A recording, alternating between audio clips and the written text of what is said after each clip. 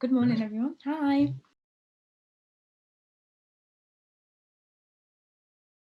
Yeah, so I'm Gabriella. My sign name is Gabby because I have a crinkle here. But also, I'm a really good big sister. My sisters mean like the world to me, so it feels like a really special sign name. That's my name. I'm a deaf actor, writer, and theatre maker, and I'm half Spanish.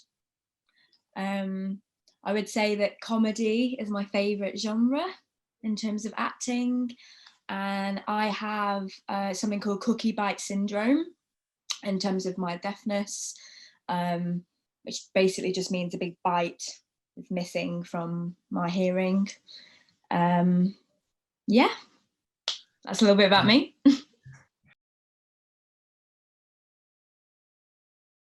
So yeah, my story is quite, I would say, individual, just like every deaf person's story is. But I found out I was deaf when I was 18, so long time later in life. So I've actually been deaf from birth, but I thought that lip reading really heavily was normal. Yeah, and it was a really big shock, if I'm honest, because I had a massive identity crisis, and at the time I didn't know where to start with discovering my deaf identity, what it meant to be deaf, and the proudness and the identity that comes with that. I didn't have the right support at the time when I found out. It took me quite a few years to get used to my hearing aids because I had 18 years without access, basically. So I didn't have access to sign language growing up. And I do think about the difference it would have made to me in my education, etc. But better late than never.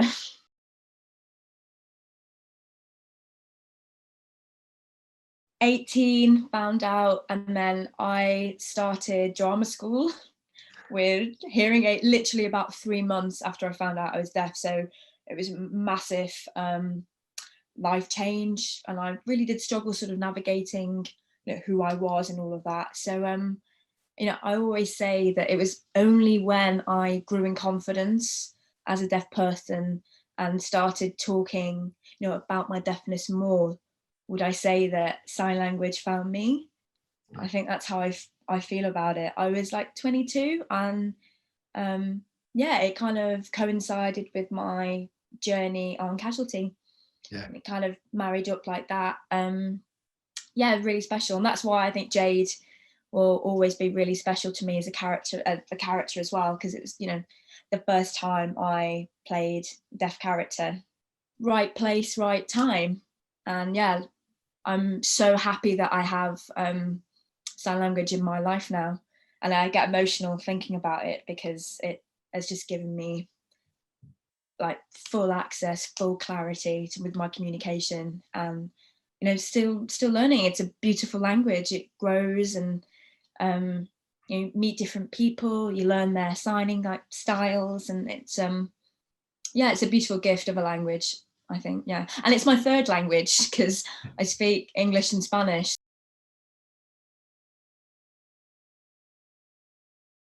Sadly not, no. I don't have any Spanish family members, so I think I will learn one day, but I kind of want to do like one language at a time. Sure, it's beautiful as well.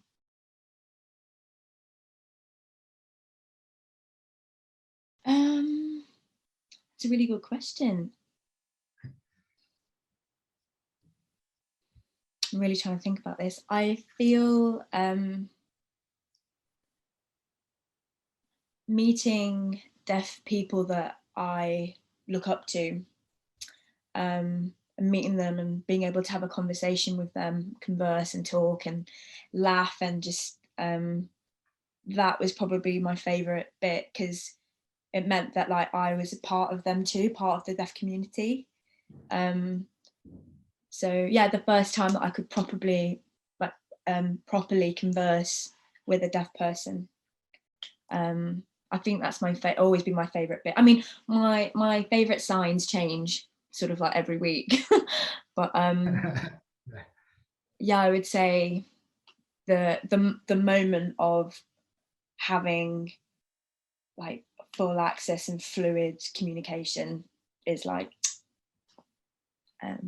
with the language. Yeah.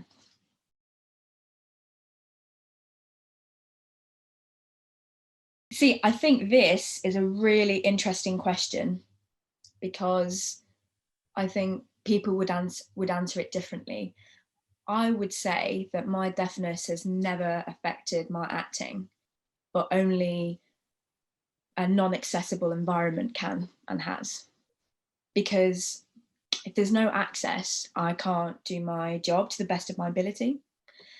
And we're not equal in the room. But I feel like that has nothing to do with deafness or disability, and everything to do with attitude and not having access as a priority. And yeah, so I feel like no one's deafness or disability would affect their ability to act, or their ability to, you know, do what they're really good at. But I think society and the environment really impacts that, our ability to do our jobs properly, I guess. Yeah.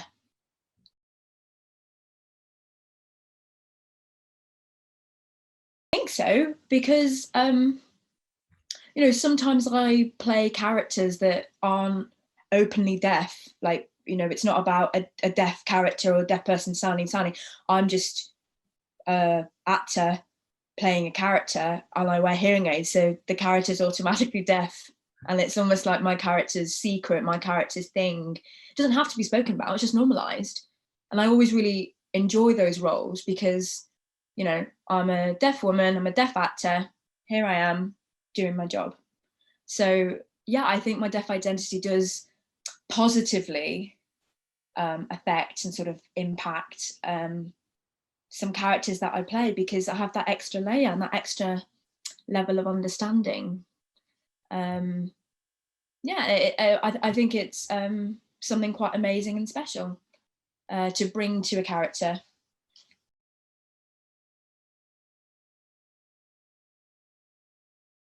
I think when I was little, this is really random, but I saw Singing in the Rain for the first time, the film. It's like classic. And I just felt this like surge of like, a spark, and I was really like, hooked with that film, and I loved all like the visuals and the colors and the story and tap dancing. It's literally why I started dancing when I was younger. I just I just loved it. It was visual storytelling, and I didn't realize at the time, probably why I enjoyed those stories more, because of the visual aspect, the visual aspect of the story and things like that. But no, I think that was the spark. And I always just used to go to acting classes, and I'm quite lucky in the sense that I've just always known that I wanted to tell stories and pretend to be different people. Yeah, I used to make plays with my sisters growing up, and I'd like force all of my family to watch them. Yeah, I'd like write and direct and star, and have all the costumes and the setting and all that stuff. But acting and the arts, and theatre and dance and film, everything else has just always been a part of my life, and something that gives me great joy and I think satisfaction. Yeah, and to be honest, I just never thought about doing anything different.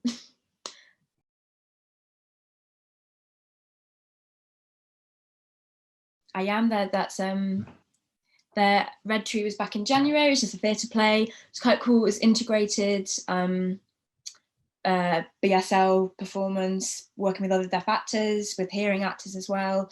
Sort of a devised piece. I'm really interested in new writing.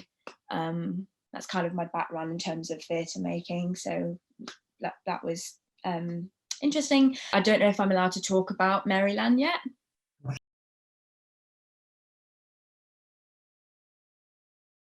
I can't really talk about, everything's really secret in the acting industry. We're not allowed to talk about anything exciting that's happening. Yeah, there's a couple of things that I'm doing that I'm really looking forward to. You will see me. You will see me. Yeah, just want to continue doing what I love doing.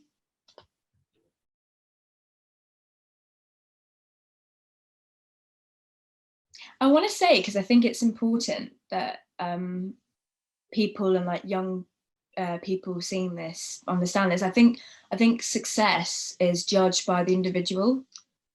I think that's really important to remember, because there are so many things in my acting career so far that I'm really proud of, that someone else might say, oh, that's really small, that's nothing, you know.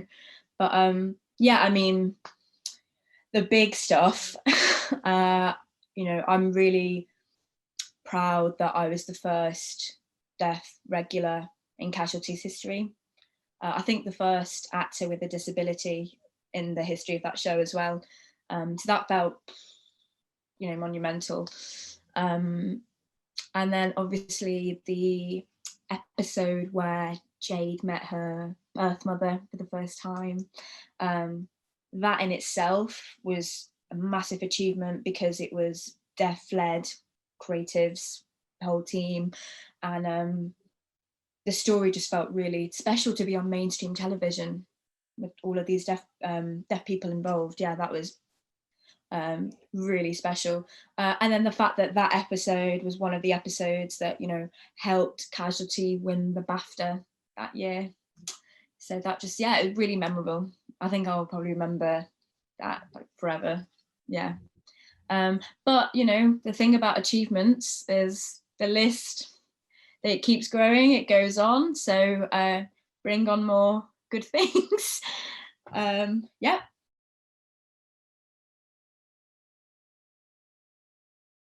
What do I enjoy?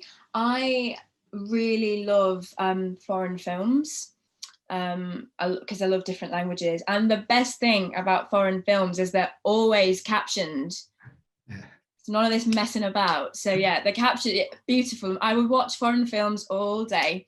I really like seeing my friends.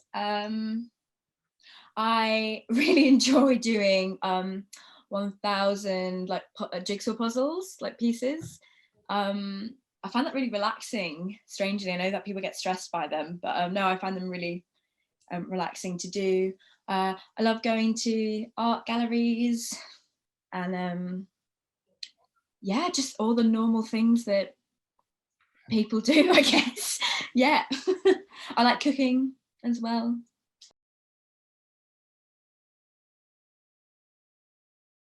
To be Spanish food, because I'm a bit biased. Yeah, tapas or like a really good paella, that'd be, yeah, chef's kiss. I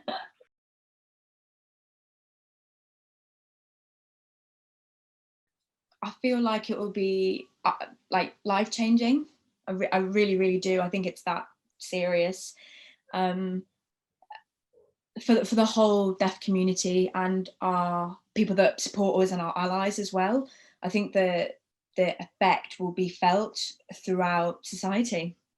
And like, even on a personal note, the thought of being able to go to my medical appointment and accessing that better, and not have my partner with me communicating, you know, I get the privacy back of the individual, just like hearing people do when they go to the medical appointment. I mean, I feel like the effect will be seen and felt throughout everywhere.